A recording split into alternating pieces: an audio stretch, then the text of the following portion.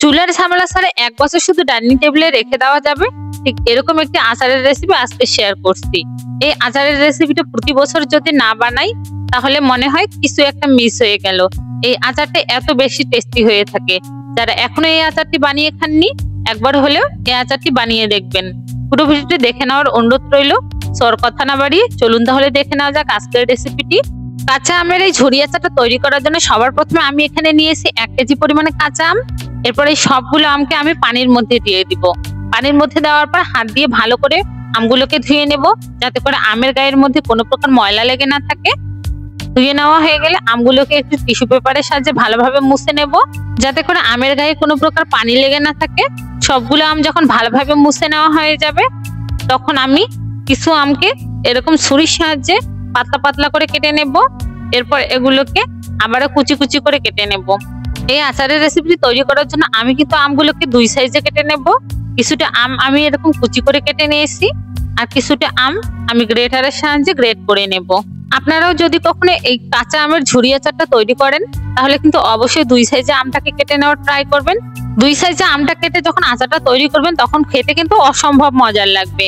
আমার সবগুলো আম কিন্তু এভাবে কেটে নেওয়া হয়ে গেছে। এখন আমি এখানে দিয়ে দিব 1 চামচের মতো লবণ, আর দিয়ে দেবো 1 চামচের মতো হলুদ গুঁড়ো। এখন এই লবণ হলুদ গুলোকে আমের সাথে ভালোভাবে মাখিয়ে নেব। আর মাখিয়ে নেওয়া হয়ে গেলে কিন্তু 10 থেকে 15 মিনিটের জন্য ঢাকনা দিয়ে ঢেকে রেস্টে রেখে দেব। তাহলে কিন্তু আমটা অনেকটা সফট হয়ে যাবে। 15 মিনিট পর ঢাকনা তুলে হাতের সাহায্যে এভাবে চিপে চিপে আম থেকে বের হয় এক্সট্রা পানিটাকে এরকম ভাবে ঝরিয়ে নেব। পানি ঝরিয়ে নেওয়া হয়ে গেলে এই আমগুলোকে এখন 10 মিনিটের জন্য ফ্যানের নিচে দিয়ে দেবো। এখন একটি মশলা তৈরি করার জন্য প্যানের মধ্যে দিয়ে দিবে 1 চামচ জিরে, 1 চামচ ধনিয়া, 1/2 চামচ মেথি, 1 চামচ মৌরি, 1/2 চামচ কালো গোলমরিচ, আর 2 চামচ কালো সরিষা, আর দিয়ে দেবো 4-5টা শুকনো মরিচ। এখন এগুলোকে শুকনো খোলায় ভালোভাবে ভেজে নেব। আর ভালোভাবে ভেজে নেওয়া হয়ে গেলে এগুলোকে নামিয়ে প্রথমে ঠান্ডা করে নেব। আর ঠান্ডা হয়ে গেলে এগুলোকে মিক্সির মধ্যে দিয়ে এরপর ভালোভাবে গুঁড়ো করে নেব। মশলাগুলো গুঁড়ো করে নেওয়া হয়ে গেলে এই পুরো মশলাটাই কিন্তু আমি আচারের মধ্যে ব্যবহার করব।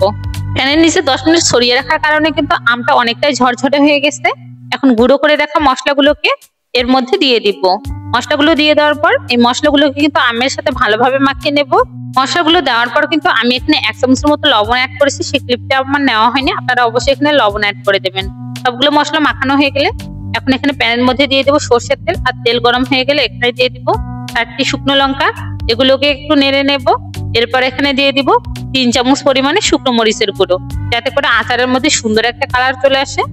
আচার যখন লাল লাল হয় তখন কিন্তু দেখতে অনেক বেশি ভালো লাগে। এখন আমি চামচের সাহায্যে এই শুকনো মরিচের গুঁড়োগুলোকে ভালোভাবে মিশিয়ে নেব। আর মিশিয়ে নেওয়া হয়ে গেলে এই গরম তেলগুলোকে মশলা মাখিয়ে রাখা আমগুলোর মধ্যে ঢেলে দেব। এ পর্যায়ে কিন্তু অনেক সুন্দর একটা ঘ্রাণ বের হবে। এখন এই আমগুলোকে তেলের মধ্যে ভালোভাবে মাখিয়ে নেব। দেখতেই পাচ্ছেন অসম্ভব সুন্দর একটা কালার এসেছে। আর এই আচারটা খেতে কিন্তু অসাধারণ হয়েছে। এই আচারটা 1 সপ্তাহ রোদে দেওয়ার পর যখন আপনি খাবেন তখন কিন্তু অসম্ভব মজার লাগবে। রুটি, পরোটা, খিচুড়ি যার সাথে খাবেন অসম্ভব মজার লাগে। এই আচারটাকে ফ্রিজে রাখার কোনো প্রয়োজন নেই, বাইরে রেখে সারা বছর ধরে আপনি এই আচারটা খেতে পারবেন। কেউ যদি মিষ্টি আচার খেতে পছন্দ করে তাহলে কিন্তু এখানে 2 চামচের মতো চিনিও অ্যাড করে দিতে পারে। আমার বাসার সবাই টক আচার পছন্দ করে, এই জন্য আমি এখানে কোনো প্রকার চিনি অ্যাড করিনি। যদি কখনো বাসায় ট্রাই করেন অবশ্যই আমাকে কমেন্ট করে জানাবেন। আল্লাহ হাফেজ।